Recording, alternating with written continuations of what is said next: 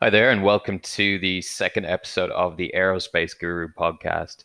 So, today I'm just going to start talking a little bit about an article that kind of caught my attention during the week there. And it was a New York Times article that talked about the race for coronavirus vaccine pits spy against spy. And it got me thinking about what Ireland's influence or role in this might be. So you might think, right, Ireland, neutral country on the western edge of Europe, what's it got to do with spying or vaccine research? Well, let's put it like this: Ireland is quite important a location when it comes to discussing technology companies and pharmaceutical companies, and particularly those that are American. Ireland is also at the western edge of Europe, which means it is connected by a fiber optic cables that go from Europe to the United States, and there's obviously nothing in between. So the aviation and the aerospace side of this is, you might remember in recent months, the Russians making quite a number of airspace incursions into the Eastern Atlantic, and the RAF being scrambled to monitor aircraft like the Tu-142 Bear or Tu-95D Bear aircraft. Now, one in particular, one incident back in March got my attention quite significantly. And when I read this article, I decided to bring it back up again. So you might remember, and I'll just show you this screen here, is back in March, we had two Tu-142 Bear aircraft. Now, these are different from the Tu-95D bomber in the sense that they are actually anti-submarine warfare aircraft, with one acting as a communications relay in this instance. So this is quite an interesting graphic because the aircraft came around the UK's area of interest, which obviously includes Northern Ireland as well and the eastern North Atlantic. And the aircraft spent approximately 2 hours on task off the south coast of Ireland before heading home again. Now you might wonder, why is that of interest? Why that particular area? Well, if you take a look at where the fiber optic cables for the United States to Europe run, they come off, the southern coast of Ireland into the UK, but also there are a number of those that are located coming directly from Ireland. Now, with the Tu-142 Bears probably monitoring Russian submarine activity in the area, it's undoubted that there is some activity going on there. And you read that in conjunction with the race for the coronavirus vaccine and the spying and the intelligence services that are trying to figure out who's doing what and how. It paints a very interesting picture. Now, simultaneously, you might wonder, what are the Irish Air Corps doing about it? Well, not a lot. And why might that be? Well, the Irish Air Corps isn't exactly the most well prepared military organization to deal with intercepting large reconnaissance or bomber aircraft. The Pilatus PC-9 is the only fixed wing attack aircraft or fighter aircraft, if you can even call it that the Irish Air Corps have. It is more suited to advanced training and light ground attack. And that's all it's been used for since it was procured in 2004. Now, multiple times over the past decade and a half, Irish military sources have indicated a desire for a more advanced interceptor aircraft, but little has come of it. In tandem with that, you would need some early warning radar capabilities. Otherwise, it becomes not redundant, but less potent.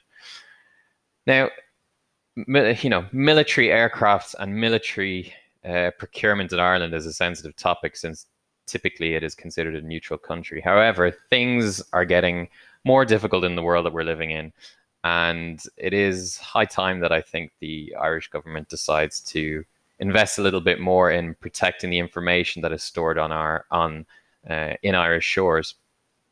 So what options are there available to the Irish Air Corps? Well, there are two which have caught my attention recently. One is the Saab Gripen. It's already being used in Hungary and the Czech Republic under a leasing agreement. And that could provide quite an interesting method for the Irish government to procure some advanced fighter aircraft purely from a leasing perspective. So you don't have to go through the inordinate procurement process of outright purchase. So that's one option, and you could argue it's a tried and tested option, as the Hungarians and the Czechs have been doing this for quite some time. Another option that caught my attention recently is Lockheed Martin have decided to look into ways of speeding up procurement of the F-16 by standardizing an offering to the foreign military sales mechanism. That's quite interesting, actually. It's a similar type of aircraft with a similar type of role, which could suit the Irish Air Corps. So, all in all, Ireland is an easy target. It has poor maritime patrol capability. The CASA 235 aircraft are more suited to fisheries patrol, and the Irish Navy is more of a Coast Guard type operation with patrol boats to deal with narcotics and similar type of light engagement. So yeah, it's a tricky situation. You have to balance both national interests and how the country lies in terms of its viewpoint towards military procurement. Now, there are other ways of looking at this. Having a healthy defense sector in a country is not necessarily a bad thing. So, from one aspect of it, you have the physical procurement of the equipment, but on the other side of it, you have the requirement to build facilities and maintain facilities that take this equipment. And in this case, you know, Ireland not only needs some form of intercept aircraft to deal with incursions in its airspace of interest, but also probably a more robust maritime patrol aircraft to deal with the type of incursions that you will see in the North Atlantic and protecting the fiber optic infrastructure that is surrounding Irish waters is quite important, and the infrastructure for those is not insignificant. So facilities like these that accommodate these could be a source of employment from a design and construction perspective, but also from an operational perspective and an ongoing maintenance. So there's almost like a whole industry that can be built up around it. All you have to do is look at the UK and the recent procurement of the P-8 Poseidon aircraft. There's 8 of these under procurement, possibly 9, I can't remember exactly, that are being based at RAF Lossiemouth. And you might think, okay, it's just a 737 derived aircraft. What could you possibly require to have that operate on a regular basis? Well, there's quite a substantial amount of work that has to go into it. And if you look at the hangar that was simply built for those aircraft, it's not an insignificant facility. Now, that's just the kind of the maintenance hangar and the operations hangar. The whole of RAF Lossiemouth is undergoing an upgrade at the moment to accommodate the long-term serviceability of this aircraft, both from the runway resurfacing perspective. There's drainage upgrades being done. There's also some further work being done to the Typhoon facilities there to accommodate more rapid QRA.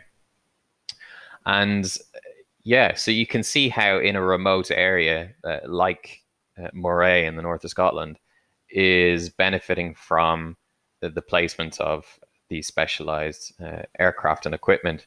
So if you look at it from an Irish perspective, where might something like that be appropriate? Well, one place which almost has a heads up in this area is Shannon Airport. Shannon has both the runway, the space, the facilities, and the location to deal with, to accommodate an equivalent Irish facility or something along those lines.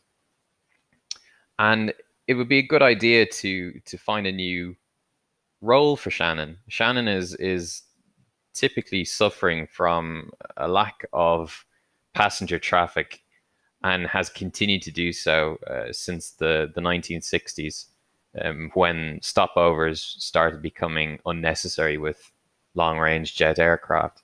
And since then, Shannon has sort of found it difficult to find a home for itself.